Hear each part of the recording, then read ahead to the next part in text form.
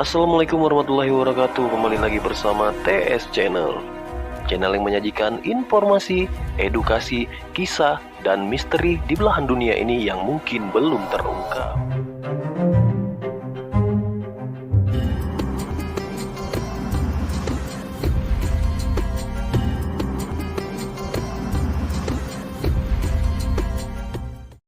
Jadi pencirian sultan di kolbunya bertahta nama Allah Subhanahu wa taala, bahwa yang sebenar-benar berkuasa dalam dirinya hanyalah Allah. Itu sultanullah, bukan orang-orang yang gaya-gayaan pakai kopiah kayak saya, pakai serban. Belum tentu, ya. Itu casing, Pak, bisa. Ya.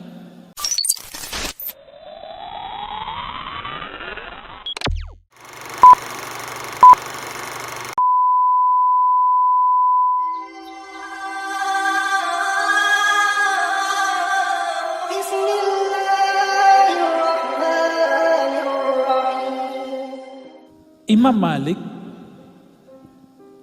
Imam Salaf, wafat tahun 179 Hijriah. Tahun berapa? 179 Hijriah. Sekarang tahun berapa? 1443.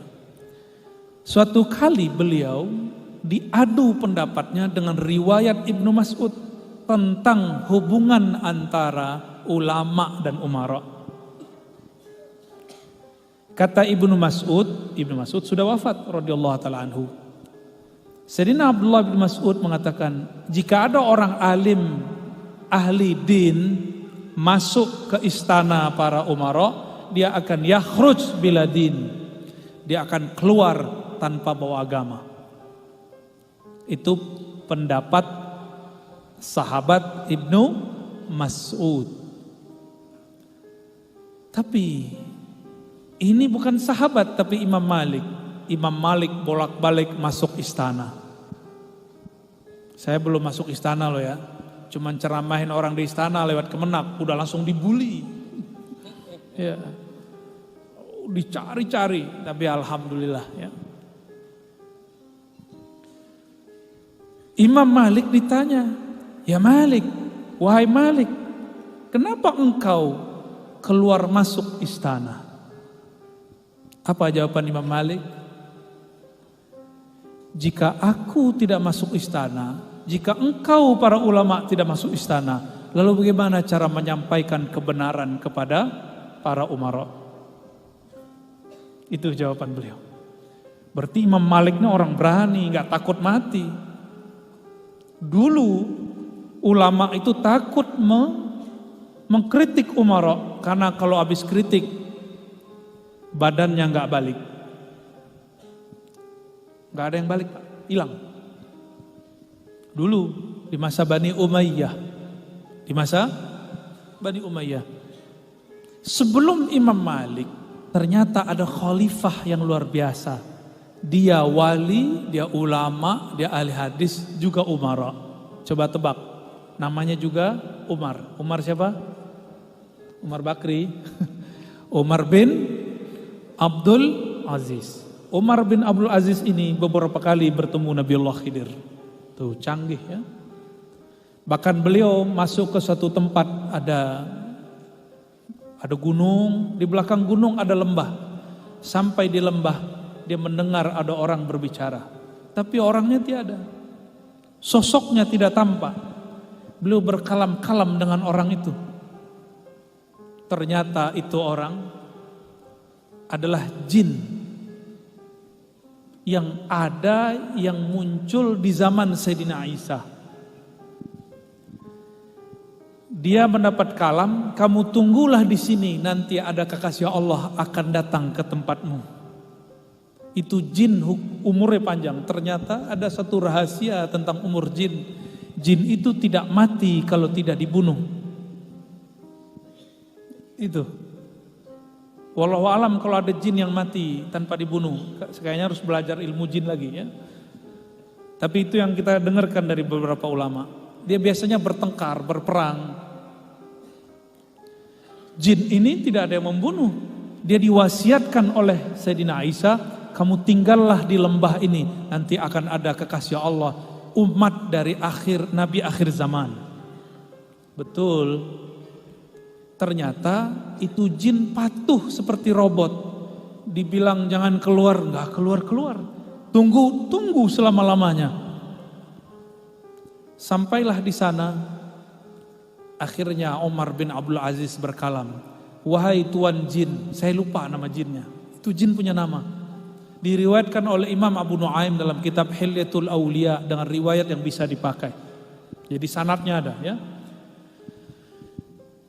Dikalamkanlah oleh Umar bin Aziz, wahai tuan jin, sungguh Nabi yang telah dikabarkan Nabi Isa sudah muncul.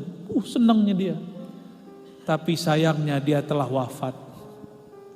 Wafat tahun 11 Hijriyah. Sekarang beliau itu memerintah tahun 100 Hijriyah.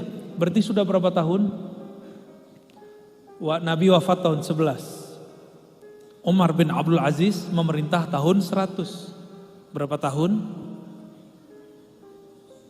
89 tahun Nabi Yuna Muhammad telah pergi mangkat kembali ke hadirat Allah Subhanahu wa ta'ala.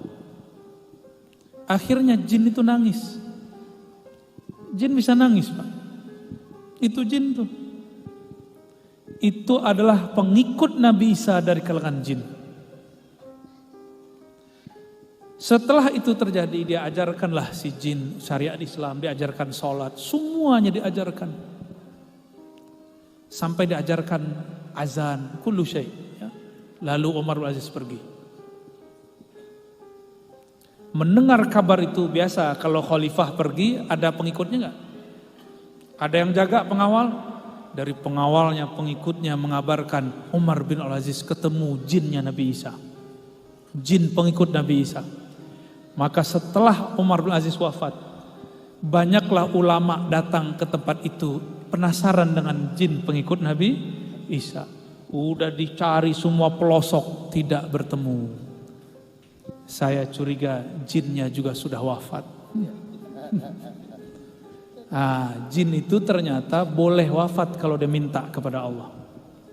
Jika dia kekasih Allah. Imam Bukhari dikejar-kejar oleh dulu gubernur juga, tapi bukan gubernur Paman Birin.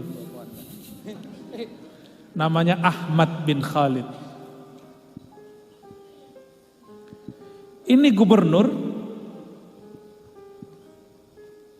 minta Imam Bukhari untuk ngajar anaknya di istana.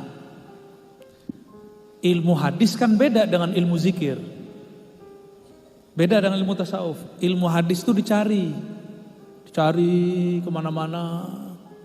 Kalau ilmu tasawuf kadang-kadang guru cari murid. Seperti terjadi pada Imam Baqi Billah. Imam Baqi Billah diperintahkan gurunya, kamu muridmu bukan di Uzbek, bukan di Bukhara. Muridmu di mana? Muridmu di India, sana. Dia cari murid. Kalau hadis tidak. Kalau hadis murid cari guru.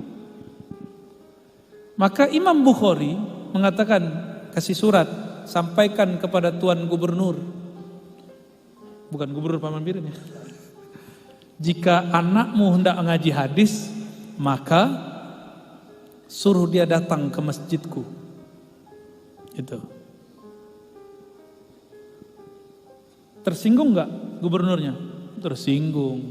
Akhirnya si gubernur ancam Imam Bukhari. Disinilah Imam Bukhari kemudian melarikan diri kedua kalinya. Sebelumnya dituduh murtad oleh gurunya. Jadi Imam Bukhari pernah dituduh murtad oleh gurunya, mau dibunuh oleh pengikut gurunya itu. Yang kedua, beliau diancam oleh seorang gubernur. Sampailah perjalanannya di kota Samarkand. Saya waktu itu naik bus dari Bukhara ke Samarkand ada beberapa jam, 6-7 jam. Apa itu salah? Semoga benar ya. Saya ingat saya 6-7 jam. Sampai di kota Bukhara, bayangkan itu pakai onta, mungkin sehari semalam lebih, bisa jadi 2 hari 3 hari. Itu cerita kisah hakiki yang terjadi di zaman-zaman sebelumnya. Tapi ingat bahwa itu terjadi di abad pertama Islam dan kedua. Di zaman itu hubungan ulama dan umara tidak harmonis. Apa kata ulama dulu? La tatruku babal umara. Jangan pernah datang ke pintu-pintu penguasa. Gitu. Jika engkau melihat ahli hadis masuk ke rumah-rumah penguasa, maksudnya istana-istana, fattahimuhum, maka tuduhlah dia, hati-hatilah terhadapnya. Ingat, ini bukan hadis, ini perkataan ulama abad pertama dan kedua. Ternyata di abad kedua, di ujung abad kedua, Imam Malik tidak mengikuti kalam itu. Beliau kemudian datang ke istana-istana, ke rumah-rumah para pemimpin. Berarti ulama salaf berbeda manhaj mengenai sikap hubungan antara ulama dan umara. Beda cara. Gak usah jauh-jauh. Negeri Banjar, ulama yang sampai sekarang harum namanya, dan Imam Ibnu Athaillah mengatakan, tiadalah seorang dikenal wali kecuali izin Allah mengatakan bahwa dia benar-benar wali. Itu terjemahan bebasnya, ya. Jadi kalau ada orang dimasyhurkan sebagai wali, memang sudah izin dari Allah Subhanahu wa taala. Dan adakah yang syak mengenai kewalian Datuk Kalampayan? Ada enggak? Beliau sejarah hidupnya besar di istana. Benar. Besarnya di istana. Belajar Quran di istana. Tuh udah beda lagi dengan Imam Bukhari itu. Kemudian beliau yang nama kecilnya Sayyid Ja'far. Sayyid Ja'far ini dibeasiswakan belajar nyantri di Makkah. Benar. Siapa yang kemudian membiayai? Kerajaan, kesultanan. Pulang-pulang jadi ulama, jadi wali, jadi ulama. Makom kewaliannya kemarin kita sudah baca malam tadi, ya, kitab Kanzul Ma'rifah. Kita baru baca 2/3 guru, ya. Alhamdulillah, tabarukan, ya. Bukan mengajarkan tapi sekedar membedah, ya. Berarti sejarah negeri ini hubungan umara dan ulamanya baik. Sebelum ini di Aceh ada Samudra Pasai, ada kerajaan Aceh, macam-macamnya, sampai kita lupa namanya. Setiap raja ada Syekhul Islam sebagai mufti dan penasihatnya. Selalu ada. Berarti negeri ini dulu dibangun dengan kemesraan ulama dan umara. Ya. Tapi boleh nggak ulama beda umara? Boleh nggak? Boleh. Tapi kayaknya bukan guru. Saya punya mursyid Thariqah Samaniyah, dulu pengkritik di zaman Soeharto. Khutbah siang hari, malam hari dijemput tentara. Tapi si tentara jadi muridnya. Jadi cuma 2 jam 3 jam pulang, diantar pulang. Cium tangan. Ulama pemberani. Lalu kita datang kepada salah seorang guru kita. Guru kita mengatakan, ulama mesti melangkul umara. Ternyata ini diambil dari kalam Imam Malik. Tapi kalau beda coblosan boleh nggak? Boleh nggak? Saya mau tanya, di zaman Nabi ada nggak orang nyoblos? Nggak ada. Berarti ini tidak diatur oleh agama kan? Ya. Kenapa sekarang ada orang menganggap beda coblosan beda iman? Ini akan terjadi lagi, dan saya takut 2024 ini tambah parah. Maka saya berharap para habaib, para ulama, mohon umatnya didewasakan, dikuliahkan bab Ahlus sunnah wal jamaah mengenai tentang siasah. Apa kata Imam Al-Juwaini dalam kitab Al-Ghiyasi? Jika dalam bab ibadah, bahkan dalam bab akidah ada mazhab berbeda-beda, apalagi dalam bab muamalat. Jika dalam bab muamalat orang berbeda-beda, apalagi dalam bab imarat, bab siasah.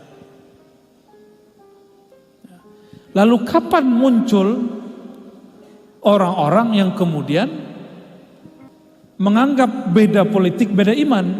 Itu terjadi setelah Sayyidina Ali mengalah dari Sayyidina Muawiyah. Orang yang tadinya simpatisan Sayyidina Ali, ingat-ingat, nih hati-hati nih para pemimpin, para guru, para ustadz. Orang yang senang sama kita sekarang belum tentu senang sama kita selamanya. Dulu puja-puja Sayyidina Ali karamallahu wajha. Ketika Sayyidina Ali ngalah, apa kata kelompok ini? Ali berhukum bukan dengan hukum Allah, fahuwa kafir. Ali dikafirkan oleh simpatisannya. Sekarang terjadi. Ya. Semoga ini tidak tambah parah, ya. Amin ya rabbal alamin. Kembali ke hadis tadi. Man ahana sultanallah fil ard ahanahullah. Siapa yang menghina sultan yang Allah beri amanah di muka bumi, Allah akan hina dia. Ternyata ada dua sultan. Ada sultan zahir, ada sultan batin.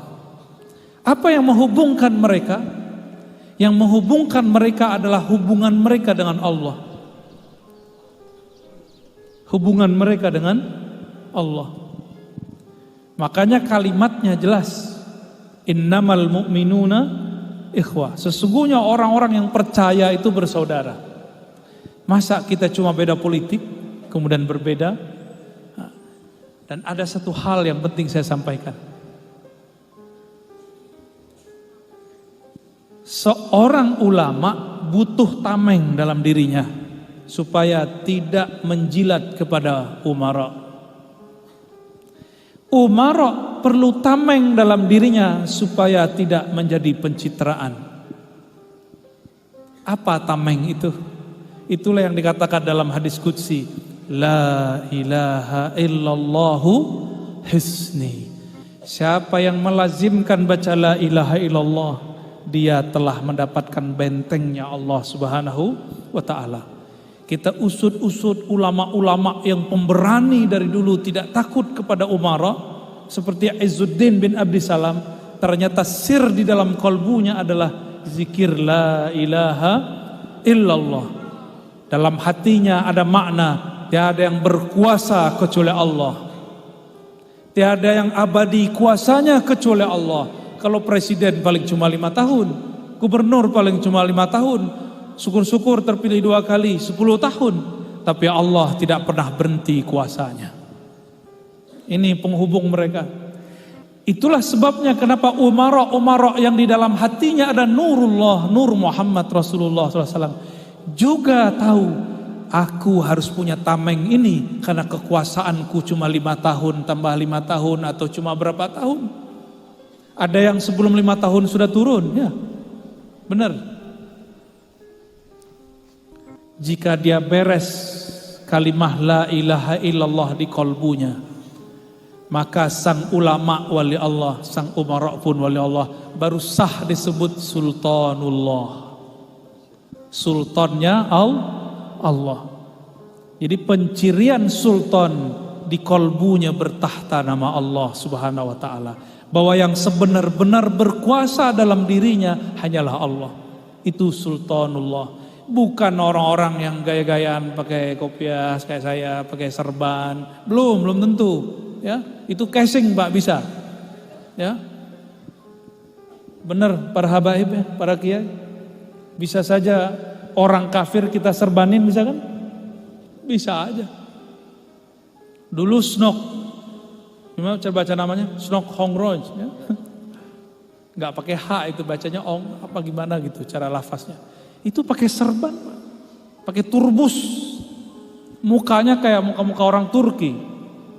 Maka dia nyamar jadi Abdul Ghaffar, terbaca oleh Habib Usman Betawi, ya, terbaca siasatnya. Dulu mereka punya misi, adulah sultan dengan umara dan ulama. Maka dulu coba lihat di banyak wilayah di negeri ini, kiai-kiai perang melawan raja. Di Padang di kampung saya, kaum putih dengan kaum hitam. Saya usut-usut, kaum hitam itu siapa? Ternyata kaum hitam itu juga muslim. Mereka datuk-datuk. Datuk di sana itu raja-raja kecil lah. Tapi yang dimunculkan nyabung ayamnya. Padahal sesama muslim. Kita usut, itu hasil dari orang Belanda. Diadulah ulama tua dengan ulama muda. Ulama tua berbaju hitam, ulama muda berbaju putih. Dulu begitu, Pak. Ya, ada Syekh Jalaluddin di tempat kami. Itu dakwahnya halus. Mungkin saya pun tidak bisa sehalus beliau. Ada orang tukang sabung ayam datang. Syekh, tuangku, sana panggil tuangku, Saidi, tuangku, saya mau nyabung ayam, kasih doa dong biar menang. Dikasih Pak, bismillah. Kasih bismillah, tapi nggak pakai Rahman Rahim, pakai Allahu Akbar. Bismillahi, Allahu Akbar. Tepuk ayam, ayamnya jadi berani.